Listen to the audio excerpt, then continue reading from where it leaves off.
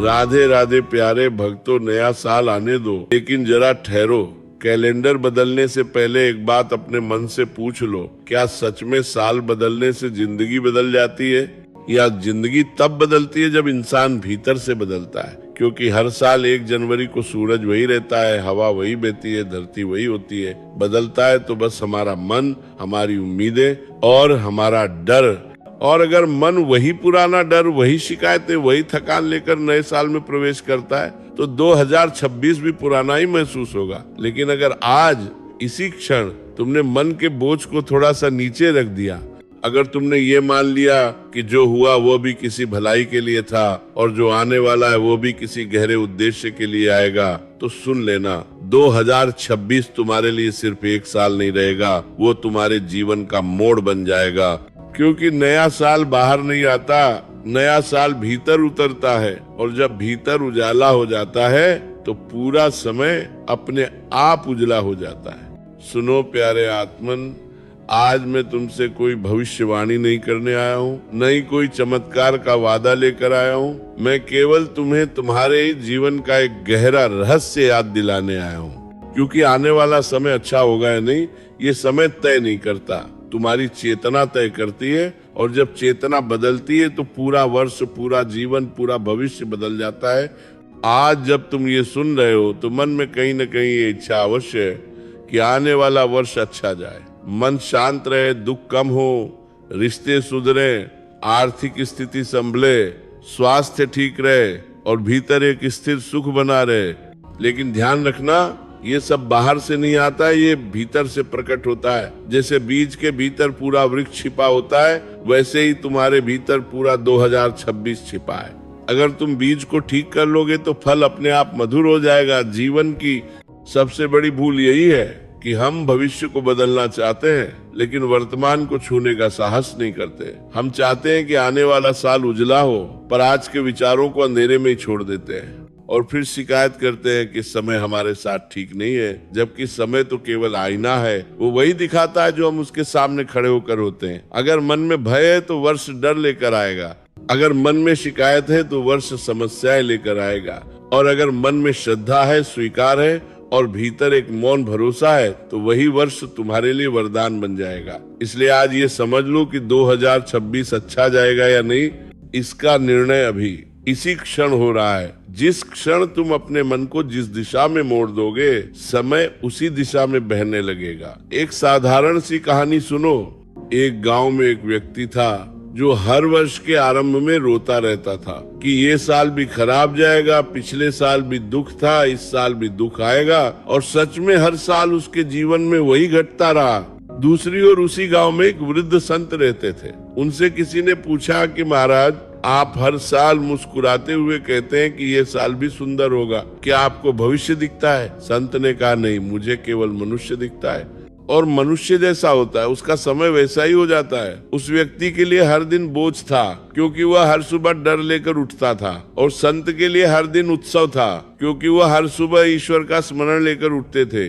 समझो, दिन वही था, सूर्य वही था, परिस्थितियां वही थी, फर्क केवल देखने वाले की आंखों में था। इसीलिए अगर तुम चाहते हो कि पूरा 2026 अच्छा जाए तो किसी ग्रह नक्षत्र को मत बदलो, अपनी दृष्टि बदलो। अपनी दृष्टि बदलते ही समय बदल जाएगा। जीवन में दुख इसलिए नहीं आते कि भगवान कठोर है, दुख इसलिए आते हैं क्योंकि हम सीखना नहीं चाहते। जब भी जीवन में कोई पीड़ा आए उसे ये मत कहो कि ये मेरे साथ ही क्यों, बल्कि ये पूछो कि ये मुझे क्या सिखाने आई है। जिस दिन तुमने ये प्रश्न पूछना सीख लिया, उसी दिन से पीड़ा गुरु बन जाएगी और वर्ष साधना बन जाएगा।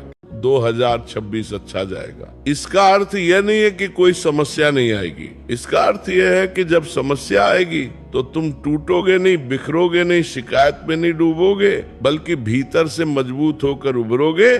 जीवन की सच्ची सफलता यही है कि परिस्थिति तुम्हें नियंत्रित न करे, बल्कि तुम्हारी चेतना परिस्थिति को आलोकित करे। याद रखना, जो व्यक्ति हर स्थिति में प्रभु को याद रखता है, उसके लिए कोई भी वर्ष खराब नहीं हो सकता, क्योंकि उसका आधार समय नहीं सत्य होता है। लोग कहते हैं कि समय बहुत खराब चल रहा है, लेकिन समय कभी खराब नहीं होता। समय केवल कठोर शिक्षक होता है, वो वही पाठ बार बार दोहराता है जिसे हम सीखना टालते रहते हैं।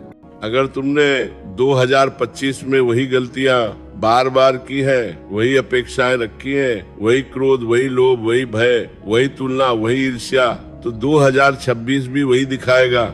लेकिन अगर तुमने भीतर एक छोटा सा संकल्प ले लिया कि अब मैं प्रतिक्रिया नहीं करूंगा, अब मैं हर स्थिति में थोड़ी देर रुकूंगा, श्वास लूंगा और फिर उत्तर दूंगा, तो समझ लेना उसी क्षण से 2026 ने करवट बदल ली है। जीवन में चमत्कार बहुत शोर से नहीं आते, वे बहुत शांति से आते हैं। इतने शांति से कि हम अक्सर उन्हें पहचान ही नहीं पाते। जैसे सुबह का उजाला, वो धीरे धीरे फैलता है, कोई ढोल नहीं बजता, कोई घोषणा नहीं होती, फिर भी पूरा अंधकार मिट जाता है। वैसे ही जब तुम भीतर से शांत होना शुरू करते हो तो जीवन अपने आप व्यवस्थित होने लगता है, रिश्ते सुधरने लगते हैं, निर्णय स्पष्ट होने लगते हैं, मन हल्का होने लगता है और तुम्हें लगता है कि जैसे वर्ष ने तुम्हें थाम लिया हो। जब कि सच ये है कि तुमने स्वयं को थाम लिया होता है। अगर तुम चाहते हो कि 2026 सच में बदलने वाला वर्ष बने तो एक बात गांठ बांध लो कि अब मैं किसी को बदलने की कोशिश नहीं करूंगा,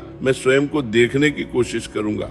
क्योंकि संसार को बदलने का प्रयास अहंकार है और स्वयं को बदलने का प्रयास साधना है। जब तुम स्वयं को देखने लगते हो तब क्रोध उठता है तो तुम उसे देखते हो, दबाते नहीं, भागते नहीं, बस साक्षी बन जाते हो।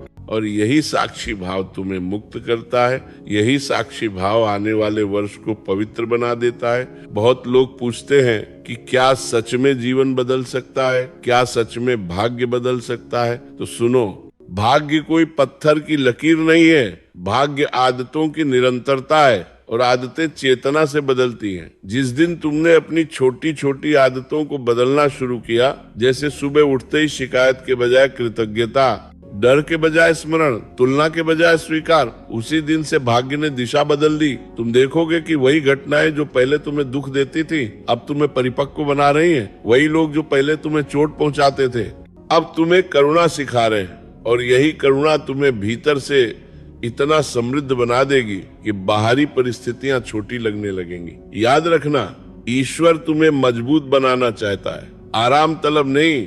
क्योंकि आराम तलब मन कभी सत्य को नहीं जान पाता और जब तुम मजबूत बनते हो तब हर वर्ष अच्छा लगने लगता है। 2026 भी अच्छा लगेगा, इसलिए नहीं कि सब कुछ तुम्हारे अनुसार होगा, बल्कि इसलिए कि अब तुम हर स्थिति में स्वयं के साथ होगे। जब मन स्वयं के साथ हो जाता है तब अकेलापन मिट जाता है, भय मिट जाता है और जीवन एक सुंदर यात्रा बन जाता है।